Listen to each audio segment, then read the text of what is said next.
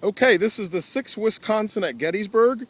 A line on the colors, close up on the colors, part 3 on Gettysburg Battlefield Facebook. From our last video, we were right here in the low area between the Lutheran Theological Seminary and Herbst Woods, where General John F. Reynolds was killed. And we began the march along with the 6th Wisconsin toward where our camera is, toward the Chambersburg Pike. Now, the Chambersburg Pike was framed, as it is today, by 2 wooden fences, one per side. And as the column approached these fences, the regiment, fanning out into a battle line parallel to the pike and the fences. Now, ahead of them, the men of the 6th could see the guns of Hall's battery. Now, as we get closer to the Chambersburg Pike, we'll see Hall's battery over here. Now, they seen the guns of Hall's battery driving hard to the rear. The men of the 147th New York and 76th New York and the 56th Pennsylvania Regiment of Cutler's Brigade were in full retreat. The 147th had been well north of the pike when 3 regiments of Joe Davis's brigade had swept down upon them. The 76th and 56th Pennsylvania had been caught while forming their battle lines by a rebel that extended far beyond their exposed right flank. And the converging rebel fire from the east and the north was devastating. After a gallant but short-lived stand, the Union line collapsed. Many of the running New Yorkers, including Captain J.W. Pierce of the 147th New York, would later sharply deny all claims that they had to be rescued by the men of Wisconsin, or by any other regiment for that matter, as they would soon reform on Seminary Ridge. To the left of the 6th Wisconsin's position, 2 remaining regiments of Cutler's Brigade, the 14th Brooklyn and the 95th Pennsylvania, were slowly falling back. The rest of the Iron Brigade either had forced the men of Archer's Brigade back, or they soon would. The men of the 2nd Wisconsin, having wounded and captured General Archer himself, as well as his second in command, Colonel Burkett D. Fry. Now, Dawes, on horseback in front of his regiment, scanned the scene before him. He could see the men of Davis' brigades pursuing Cutler's men, firing into the backs of the fleeing Federals.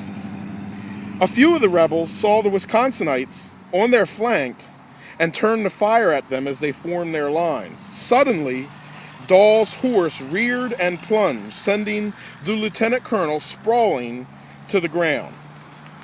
Just 3 days short of his 25th birthday, Dawes quickly rose to his feet with his hands to the sky, and he shouted, "I'm all right, boys," to his men, who gave a hearty cheer.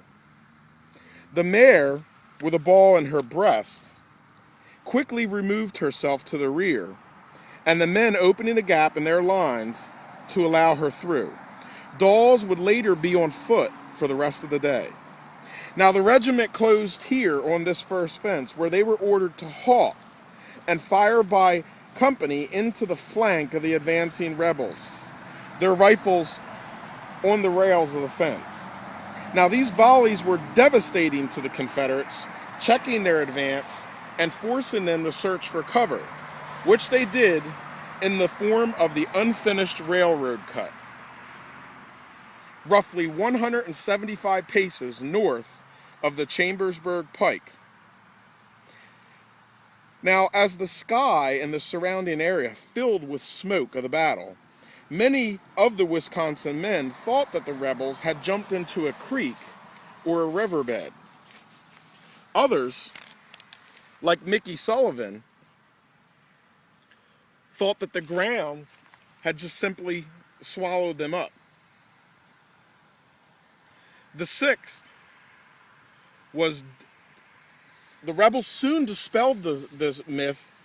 However, as they raised their heads above the ridge of the cut, they began firing into the Wisconsin line. Dawes ordered the men to climb both fences and to reform on the other side.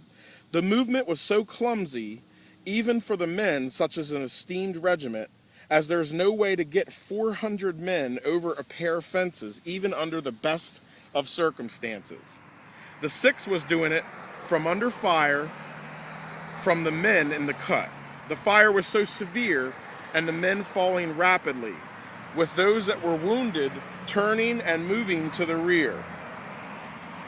At the second fence, the Company K's commander, Captain John Ticknor, took a ball through his torso, and he made for the rear, collapsing and dying after recrossing the Chambersburg Pike, which you see directly in front of us.